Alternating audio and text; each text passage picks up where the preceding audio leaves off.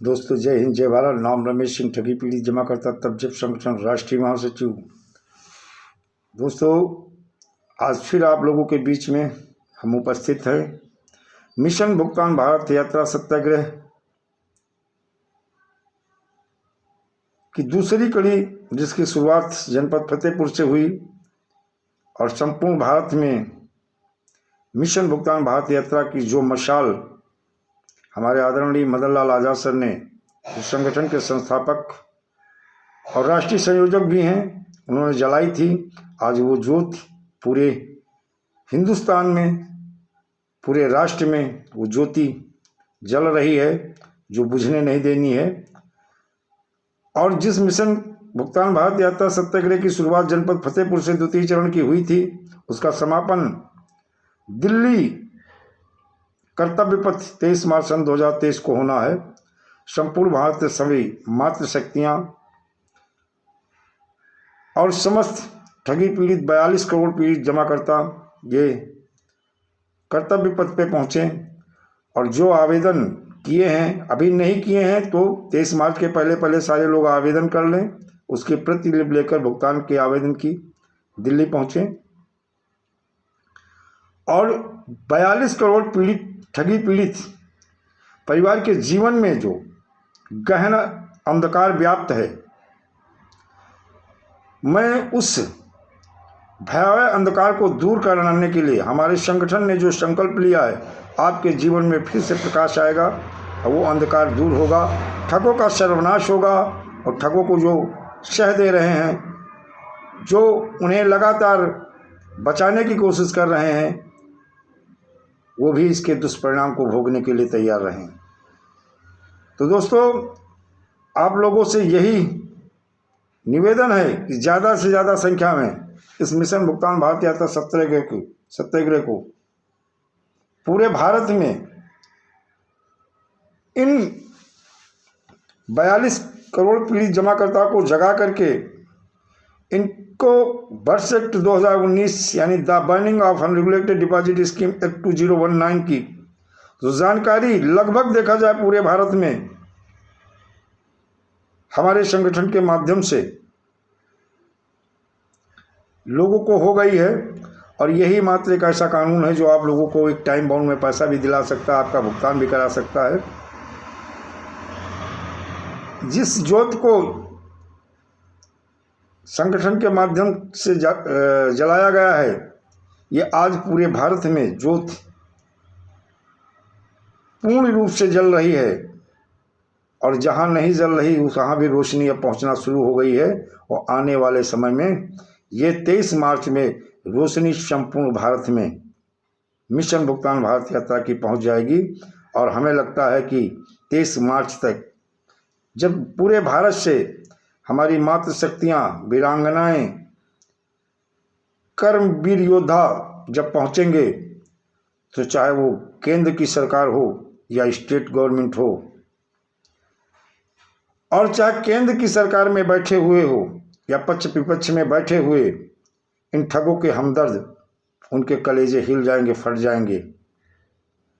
और इस हुजूम, इस जनसैलाब को देखने के बाद में दुनिया की कोई ताकत आपका भुगतान रोक नहीं पाएगी। मिशन भुगतान भारत यात्रा सत्याग्रह के तहत जो हमारा मिशन और जो हमारे संगठन का उद्देश्य है, ठग मुक्त बेईमान रहित भारत राज्य को स्थापित करवाने के लिए जन जागरण जन चेतना अभियान के तहत आज पूरे भारत में, भारत के हर स्टेट में जन जागरण जन चेतना अभियान के तहत लोग एकजुट हो रहे हैं। और एकजुट होकर के आने वाले 23 मार्च में इस ताकत को पूरे राष्ट्र में ठगों को बचाने वाले जो इनको संरक्षण दे रहे हैं, इनको सबको देखने को मिल जाएगा। और हमारी सेंट्रल गवर्नमेंट और राज्य की गवर्नमेंट बगैर भुगतान के अब बचने वाली नहीं है। दूसरा कोई विकल्प भी इनके पास नहीं बचा है, भुगतान ही मात्र विकल्प है। अभी भी कहीं कहीं से जो सूचनाएं आ रही हैं, आज भी मेरे पास जो सूचना मिली, आज भी कहीं ना कहीं कार्यकर्ताओं को परेशान किया जा रहा है। उनके खिलाफ मध्य प्रदेश में भी एक FIR दर्ज हुई है। मैं वहाँ के कार्यकर्ताओं से यही कहूँगा कि अपने पक्ष को मजबूती से रखिएगा। अभी भी गुमराह करने वाले लोगों की कमी नहीं है। अक्सर कहता हूं, एक ही बात कहता हूं कि आपको इन समस्याओं का सामना तो कर, समस्या भुगतान एक बहुत बड़ी समस्या है, लेकिन आप एकजुट होकर के वर्ष 2019 पीआईडी एक्ट के तहत अगर भुगतान के आवेदन करते हो तो भुगतान का एक बेहतर विकल्प भी है। किसी काम को करते हो समस्या आएगी ये तय है, लेकिन समाधान साथ लाएगी ये भी तय है। तो अब घबराना नहीं है, एकजुट हो जाना है। मैंने हर बार आप लोगों को बताने की कोशिश की है कि केवल 2 लोगों का नुकसान हो रहा है, कार्यकर्ता और जमाकर्ता का, और आपस में आप लोग आपस में न लड़के इन ठगों के खिलाफ एकजुट हो जाओ और एकजुट होकर के इस जंग की शुरुआत कर दो। गारंटी है दुनिया की कोई ताकत नहीं जो आपके भुगतान को रोक ले। विद इंटरेस्ट, विद ब्याज समेत, हर्जाना खर्चाना समेत 180 कार्य दिवस में वर्ष 2019 के तहत आप सबका भुगतान हो जाएगा। जो विधि सम्मत तरीका है वही तरीका आपको भुगतान दिला सकता है, और इन ठगों के बहकावे में ना आए। और अगर भुगतान पाना है तो मात्र एक ही रास्ता है, एक ही मार्ग है, और यही कानून है।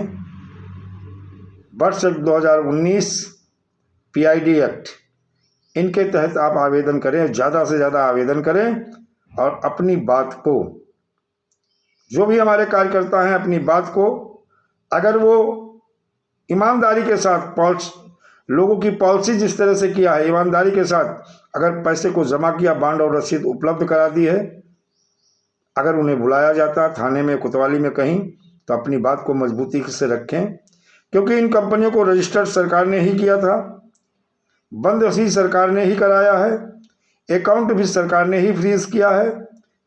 अकाउंट में जो पैसा था वो सरकार और सरकार की अथॉरिटी के पास है। इनकी प्रॉपर्टी जो सेल आउट हुई वो भी पैसा सरकार की अथॉरिटी के पास है, और बजट के तहत सरकार और सरकार की अथॉरिटी ही आप लोगों का 180 कार्य दिवस में भुगतान कराएगी। इस बात को आप शासन प्रशासन को भी बताइएगा और पीड़ित जमाकर्ताओं को भी बताइएगा, और उनके ज़्यादा से ज़्यादा आवेदन कराइएगा।